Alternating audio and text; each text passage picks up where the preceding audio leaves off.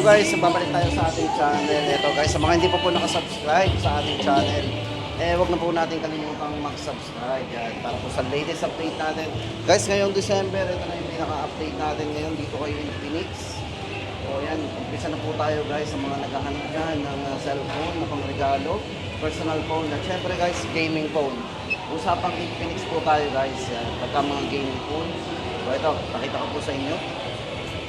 Dito kay Infinix guys, ito yung kanyang gaming phones. So until now guys, yan pa po yung mga hilera ng mga gaming phones ni Infinix. So ayan pangwalwalan games, yan po yung kanilang MPL official gaming phone. May ilabas din po sila na mas mababa ang presyo na yan, non-pro naman yan. At kung Gaming Master Edition po, ganyan po yung box ng Gaming Master Edition po. Ito po yung kulay black, malaki po yung box. Tapos guys, nandito yung kanilang tablet Ito yung kanilang GT, XPad GT. Pero ito hindi po available sa kanila. Pero yung presyo po nito guys is 17,999 pa rin. Ito yung naka ano yan, mataas na po ang internal storage na 256 na rin. Naka 13 gig RAM, 256. So yan, 17,999, hindi lang available. Tapos guys, syempre hindi lang yan. Yung mga budget naman nila, yan, hilera po yan, yung mga green boxes. So ito, isa-isay na po natin. Pero guys, bago tayo pumunta sa kanilang mga budget, ay pumunta muna tayo dito sa kanilang yan, yung mga gaming phone, syempre. Alamin natin, syempre guys, ngayon ay December na. So para sa latest update natin, hindi lang yan guys, pati yung mga tablet. Ito po yung tablet ni Infinix na very affordable, may mga SIM na po yan. So kung naghahanap po tayo ng tablet na Wi-Fi and LTE, ito na po yun, XPad and XPad 20 Pro. Yan, kompleto po yan.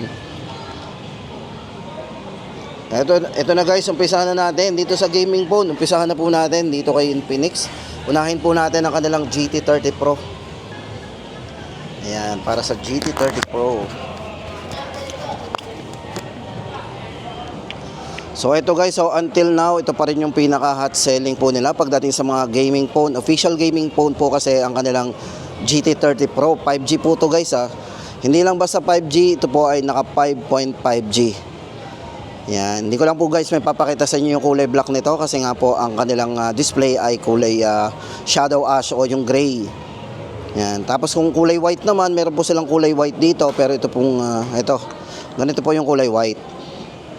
Pero yung mga freebie po nito na makukuha natin, like yung mga mag-charge cooler and magnetic case ay kulay black. So kulay black lang po yung makukuha natin. So any color naman, isa lang po yung makukuha nating kulay ng freebie. Yan, ganito po. Meron trigger button. So dito guys, yan, para po sa presyo po ng ating bigyan ko muna kayo ng kung bakit ba maganda ang kanilang GT30 Pro. Kung gaming phone lang din ang hanap natin, budget phone pa rin. Kasi kung mga gaming phone talaga mamahalin po, ito po yung swak na swak po sa ating budget. Kasi ito pong si GT30 Pro may 4 na variants. Para po sa gray and white po nito na 256 gig ay 13,999. At kung 512 gig naman po, 15,999. Meron din po itong variant na na kulay black. So yun naman po yung dark edition, dark player o yung gaming master edition. Pag kulay black po nito, lamang lang po ng 1,000. So yung 256 po nito magiging 14,999. At ang 512 po ay magiging 16,999. So guys, hindi lang gaming phone to Kung gamer po tayo, syempre tama-tama po sa mga gamer yan. Hindi lang gaming ang ating pwedeng ipakita dito. Ito po ay mayroong malinaw na 108 megapixel camera. Tapos ang maganda po dito, kung more on video kayo, video recording, dalawa po ang video recording na smooth nito 1080 60 frame. Yan. At meron din siyang 4K resolution na naka 60 fps. So smooth. Tingnan niyo naman, hindi nagba-blurry. So yun ang maganda dito. At the same time guys, ang maganda dito, hindi lang sa wire yan, meron din yung wireless charging capable. So pwede yung i-charge natin wirelessly sa mga power bank na wireless or any charger na wireless. Pwede po yan. At pwede rin po yung mag-share ng battery. Kasi nga po, wireless, meron siyang reverse wireless charging. Pwede pong cable to cable at pwedeng sa wire. So, no worry tayo, may katabi tayo diyan na lobot bigla. Pwede po kayong makishare dito kay GT30 Pro. Gamit po ang reverse wireless niya. Itatap nyo lang po sa likod. Nandito po yan guys reverse wireless. Pakita ko sa inyo bypass. So, ito type nyo yung bypass charging. So, ito importante din po yung bypass charging. Kasi yan po ay pwedeng gamitin kahit naka-charge. So, ito po yung sinasabi ko, reverse wireless. Kapag naka-on po yan o 50% pataas yung battery natin, pwede po ito mag-share ng battery. Itatap nyo lang po sa likod niyan. Any brand ng phone basta wireless capable ay pwede po makihingin ang battery dito kay GT30 Pro. O, diba? Ang dami niyang kayang gawin. Signal po niya, 360 degree. Meron siyang signal sa gilid. At meron na rin siyang cooling system inside. At meron po siyang para sa outside. So, yun lahat ng wino-worry natin na battery drain. So, malaki po yung battery. Hindi siya malalobat dahil habang nagko-cooling system po siya, kung ito po yung nakasaksak, nagcha-charge na rin po siya. Signal, hindi po tayo maglalag. Kasi nga po, 360 signal niya. Meron siyang signal sa gilid. Yan. Siyempre, heating, paano ba mag-iinit ito? Ay dalawang cooling system niya. So, yan po yung mga wino-worry natin sa mga gaming phone. Dalawang cooling system, built-in at yung external. Yan. Ulitin po natin guys ang price, 13,999 at 15,999. At kung kulay black naman, 14,999 at 16,999. Oh, don't worry naman guys sa mga naghahanap ng mas mababang presyo do sa 14,000. Ito po, GT30. Ito po yung naka 16 GB RAM 256 din. Ito po ay 11,999. So malakas din po yung processor na ginamit dito guys Naka 120 FPS din yan pagdating sa gaming. 120 FPS MLBB certified po yan. MediaTek D7400 5G po ang ginamit dito. Kaya worry free pagdating sa camera, same na din. Napaka-stabilized na rin ang camera niyan. 144Hz din ang kanyang screen refresh rate, AMOLED din ang display niyan. O, di ba? So, kung naghahanap tayo ng medyo malakas pa rin, pero budget, 11,999. GT30, non-pro yan. Then, punta naman po tayo dito kay Infinix sa kanilang yung mga Note 50 series. So, dito guys, kay Infinix, Note 50 series, yan Ito po yung mga naka-metal frame. Pagdating po sa mga display o design, ay ito po yung naka-metal frame. Wala pa tayong makikita talaga na naka-metal frame pagdating sa mid-range phone. Ito pa lang, promise. Makakita kayo ng mga 10,000 o below 10,000 na naka-metal frame. Mostly nakikita natin yan sa mga 40,000 o yung mga high-end pataas na mga phone. Naka-metal frame po yan. So, importante po yung metal frame kasi mabigat po yan at medyo mahal ang material na yan. So dito guys, ang kanilang Note 50 Pro Plus, ito yung pinakamataas pagdating sa mga Note 50 series kasi ito po ay naka 5G na, 5.5G. Tapos ito yung merong 100 times zoom pagdating sa kanyang main camera, sa kanyang periscope camera, ginamitan po ng Sony 896 with optical image stabilization na Night Master camera po yan. So display, AMOLED display yan, 144Hz ang refresh rate. At syempre nga po yan, sa charging 100 watts. Sa wireless po, 50 watts. So ano pa, MediaTek Dimensity Ultimate po yan, Dimensity A350. Parang sa GT30 Pro processor niyan. Pareha sila. Ayan, para po sa presyo nito, 17,999. Naka 24 GB RAM, 256 GB. Hindi na po yan nalalagyan ng extra memory guys Built-in na po yan, 256 GB. Then for non-pro naman, kung 4G naman po ang hanap natin, ayan, andito po ang kanilang Note 50 Pro na may dalawang variants. Ito po ay merong 16 GB RAM, 256. At ang isa po nito ay 24 GB RAM, 256 GB. So ito guys, maganda dito, malinaw din ang camera nito. Naka 50 megapixel din yan. Naka metal frame, JBL sound. O diba, 90 watts po pagdating sa charging, napakabilis niyan. Battery nga pala nito mga ito guys is 5,200 mAh battery lahat. 144Hz lahat, naka AMOLED display, Corning Gorilla Glass po yung mga glass ng mga Note 50. So ito guys, pagdating sa presyo, 16256 mo nito ay 9,999 at ang 24 GB RAM 256 mo nito ay 10,999. Naka-discount na po tayo ng 1,000. Then meron po silang yung non-pro naman, Note 50. Ito po ay mas mura, 8,499, naka 16 gig RAM 256. So ano bang mas naiba dito guys? Ang naiba lang dito yung kanyang charging. Yung kanya pong charging po, naka 45 watts, 30 watts po sa wireless. 144 Hz na rin po yung refresh rate, so napakataas na rin, Note 50. 8499. Yan, mga gamers dyan ng Call of Duty, tama-tama sa inyo yan. Tapos guys, ito na, punta naman tayo sa kanilang mga Hot 60 series. Guys, kay Infinix Hot 60 naman, yung mga series napakabenta pa rin. Hot na hot. So ito guys, unang-una dito, yung kanilang yung kanilang Edge. Slimmest phone. So bakit nga ba ito ay maganda guys, ang kanilang slimmest? Ito matatakot sila dahil manipis. So ito nga, syempre guys, ang benefits nga po nitong manipis is unang-una ay magaan. Syempre yung design, magugustuhan nyo talaga yung design nito, sobrang nipis. Tapos yung display nito, napaka-vivid, naka-AMOLED display na po yan. So usually hinahanap natin sa mga display. At kung more on camera naman kayo, ito ginamitan po ito ng Sony camera. Naka 50MP Sony camera po yan. So check natin ang video, napaka-smooth din ang video nito. Naka 1080 60 FPS din ang video niyan. Super liwanag. Naka JBL sound din pagdating sa kanyang sound system.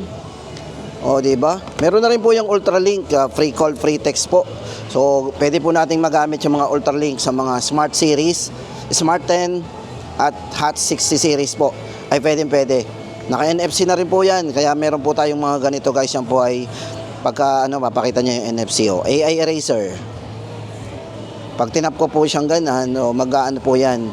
Pupunta po siya doon sa kanyang AI eraser. So, gamit po yung kanyang NFC. Yun check nyo guys, nag-NFC na, punta na siya doon sa AI eraser. So yan, gamit yung NFC. Mabilis po ang transferring natin dyan ng photos and files. Gamit ang NFC. Tapos guys, hindi lang yan. Yan nga po, para sa presyo natin dito, ito ay 8,999. Yun, double check na lang din po natin sa mga store kasi minsan ibang dealer ay iba rin po talaga yung nagiging price. Ito naka 1.5K resolution, masyadong mataas din po yung resolution niya. At naka AMOLED display, Corning Gorilla Glass, drop resistance din 1.5 meter. So medyo mataas din yun na drop resistance. So matibay din. Yan, best seller, manipis. Tapos ito naman po yung kanilang Hot 60 Pro. Ito po ay naka-tin din, medyo manipis din yan. Flat naman ang design nito. Kung mapapansin nyo, para sa GT30 Pro para sa akin na manipis na version. Yan, Hot 60 Pro. Ito po naka 1.5K resolution din. 144 Hz para sa kanyang AMOLED display. Battery po nito is 5160 mAh battery at fast charging na din. Medyo magaan po ito, 170 gram. Ang bigat po nito, 6.6 mm ang nipis. Para nga pala guys, sa nipis nung nung isa. Yun ay manipis talaga yun, 5.95. Pero ito ay, manipis din to, 6.6 mm. Yan, para po sa presyo nito guys, ang ating ito is 7,499 Hot 60 Pro. Yan. Tapos guys, ito na yung tablet Kung hanap po natin yung tablet, na mura lang. Ito guys, 11 inches na to. 11 inches. XPad 20. Maganda po yung case na kasama nito guys. Yan original case. Ang kanyang kasama ito, pwede natin siyang gawing book cover. Napaka-elegante. So original po yung kasama niyang book cover, kaya maganda. Ito guys, maganda dito sa nito, sa kanilang XPad 20. Ito po ay may SIM na. Di ba? Kung nagwo-worry kayo ng connection, di ba? Kung wala tayong Wi-Fi connection o malayo tayo sa mga Wi-Fi. Ito, meron siyang data connection kasi nga may SIM siya. Pwedeng call and text at data connection. So, ayan. Bali sa 128 po nito, meron po yung variant na 128 gig. Para po sa presyo natin dito, 6,799. 128 at 7,799 naman ang nito 256 gig. 256 gig na. Napakalaki pero namumura talaga ng mga presyo. Yan. Tapos guys, dito naman tayo sa complete package. Ito yung pinaka sa mga tablet guys na nakikita natin na budget pero kompleto, parang ito medyo kompleto na po talaga to sa presyo para sa kanya. 11,000 o 10,999 po. Ito pong si XPad 20 Pro. Ito po yung powered like a PC. Parang PC na po yung itsura niyan. Kasi nga po meron siyang book cover keyboard. Tapos meron na rin siyang S Pen. So guys, kung pagsasama-samahin nyo ang freebie nito, book cover keyboard, S Pen, at saka yung kanyang isa pang freebie na book cover. May isa pa pong book cover yan kung ayaw nyo ng mga keyboard. Parang kasing presyo lang po ng cellphone, ng mismong tablet, 11,000. So 128 po nito guys is, yan, 10,999 lang. At kung 256 naman po, ang gusto ninyo, doble.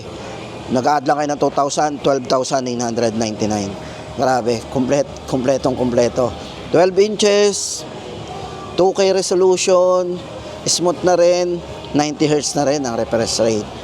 G100 po ang kanyang processor na ginamit. Ayan.